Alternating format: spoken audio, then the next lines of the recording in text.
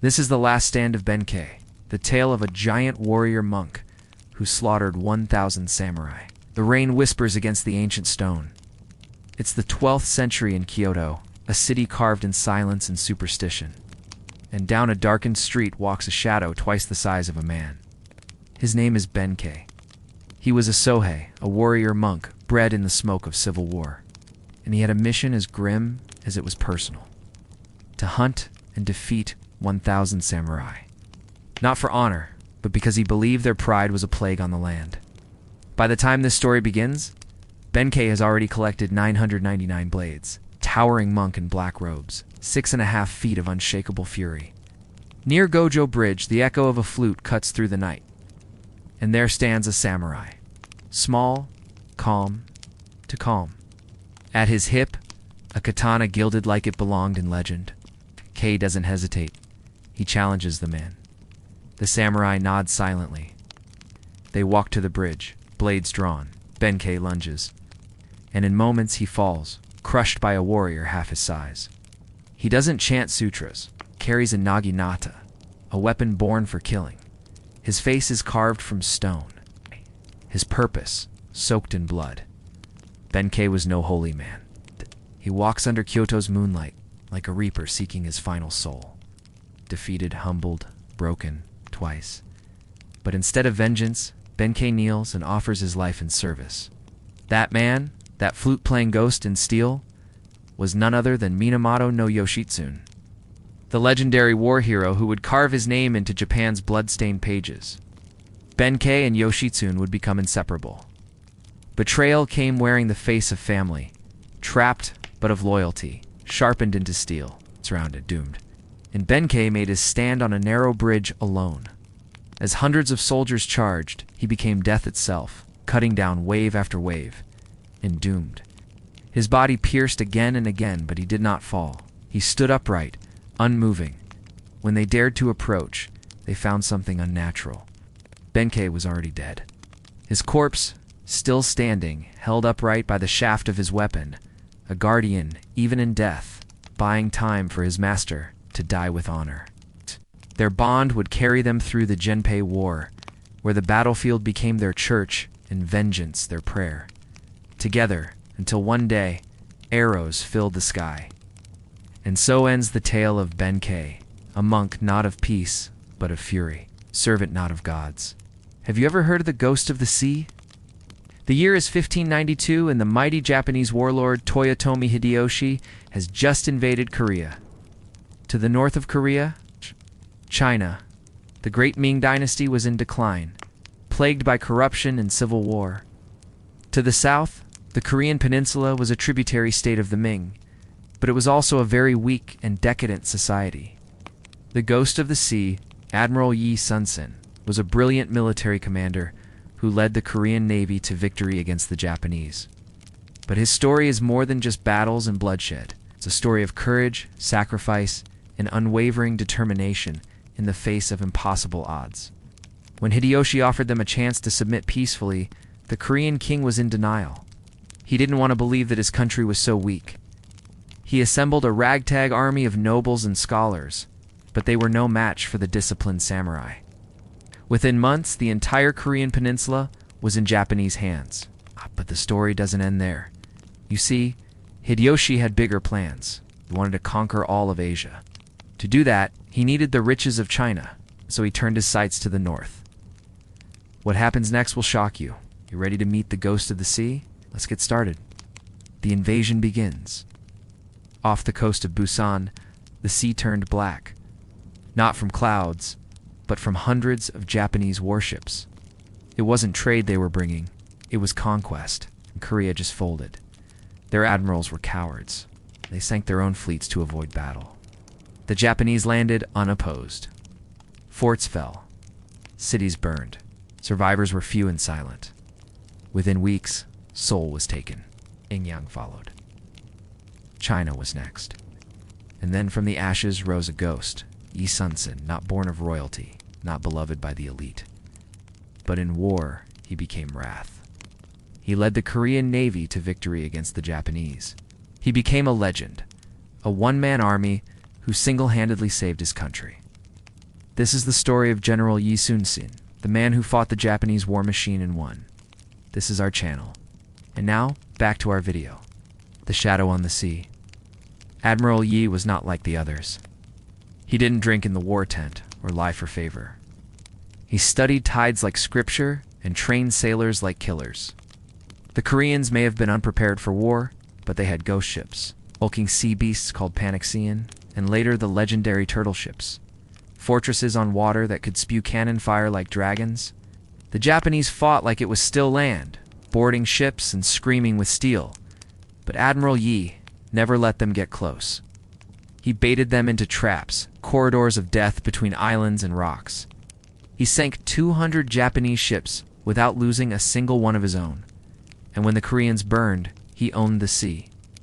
This is part of a larger story. This man needs no introduction. You know him, you love him, you've heard his story. Power breeds envy.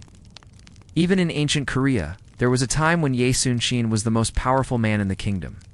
The Japanese had learned from Ye's tactics and used them against Korea. Hundreds of ships were lost. Bodies were fed to the sea. The king had no choice but to reinstate Yi Sun-sin. But by then, he had only 13 ships left. He had just defeated the Japanese, but his own people turned on him. A cowardly admiral, one who had sunk his own fleet, whispered poison into the king's ears. Yi is growing too powerful. And so the king listened. He stripped Yi of command, tortured him, imprisoned him, almost executed him. But fate, or maybe shame, spared him. He was demoted to a common foot soldier left in the mud, humiliated. Meanwhile, his replacement, Admiral Wang Jian, took the fleet out and led it straight into a massacre. Who is this? Outnumbered 25-1, most men would surrender.